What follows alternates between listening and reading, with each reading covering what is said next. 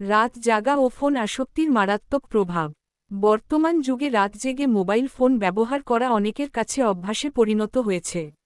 Social media, video দেখা, game খেলা বা চ্যাটিং এসব করতে করতে সময়ের হিসাব হারিয়ে যায়।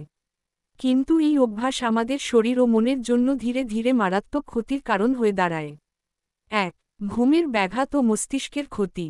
ফোনের স্ক্রিন থেকে নির্গত নীল আলো, ব্লু লাইট মেলাটোনিন হরমোনের নিঃসরণ কমিয়ে দেয়, যা ঘুম নিয়ন্ত্রণ করে। নিয়মিত রাত জাগলে গভীর ঘুমের ডিপ স্লিপ পরিমাণ কমে যায়, ফলে মস্তিষ্ক ঠিকমতো বিশ্রাম পায় না। দীর্ঘমেয়াদে স্মৃতিশক্তি, মনোযোগ ও শেখার ক্ষমতা কমে যেতে পারে। ২. চোখের স্থায়ী সমস্যা।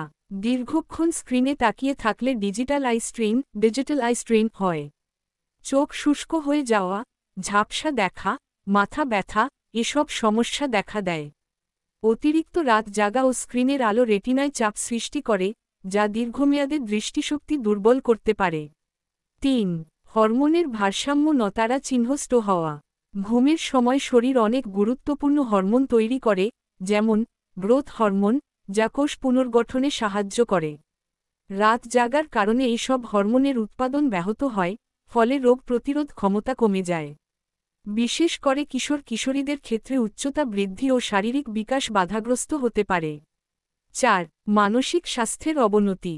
ঘুম কম হলে উদ্বেগ, রাগ, হতাশা ও স্ট্রেস বেড়ে যায়।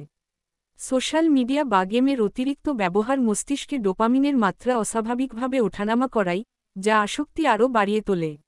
দীর্ঘমেয়াদে ডিপ্রেশন ও একাকিত্বের ঝুঁকি বাড়ে। ৫. শারীরিক রোগের ঝুঁকি বৃদ্ধি। নিয়মিত রাত জাগা ও বসে বসে ফোন ব্যবহার স্থূলতা, ওবিসিটি, ডায়াবেটিস ও হার্টের রোগের ঝুঁকি বাড়ায়। মেরুদণ্ড, ঘাড় ও কাঁধে দীর্ঘমেয়াদী ব্যথা হতে পারে। রোগ প্রতিরোধ ক্ষমতা কমে গিয়ে ছোট রোগও সহজে আক্রমণ করতে পারে। কিভাবে এই সমস্যা এড়ানো যায়? ১. রাত ১১টার মধ্যে ফোন ব্যবহার বন্ধ করুন। ২. ফোনের নাইট মোড চালু রাখুন। ৩. ঘুমানোর আগে বই পড়া বা হালকা সঙ্গীত শোনার অভ্যাস গড়ে তুলুন। ৪. দিনে অন্তত ১-২ ঘণ্টা স্ক্রিনবিহীন সময় কাটান। প্রয়োজন হলে ডিজিটাল ডিটক্স, নির্দিষ্ট সময় ফোন থেকে দূরে থাকা অনুসরণ করুন। রাত জাগা ও ফোন আসক্তি প্রথমে ছোট একটি অভ্যাস মনে হলেও, এটি ধীরে ধীরে জীবনযাত্রা, স্বাস্থ্য ও মানসিক শান্তি সবকিছুকে নষ্ট করে দিতে পারে। তাই সচেতন হয়ে আজ থেকেই অভ্যাস বদলানোই সবচেয়ে বড় ওষুধ। ধন্যবাদ। ভালো থাকুন, সুস্থ থাকুন।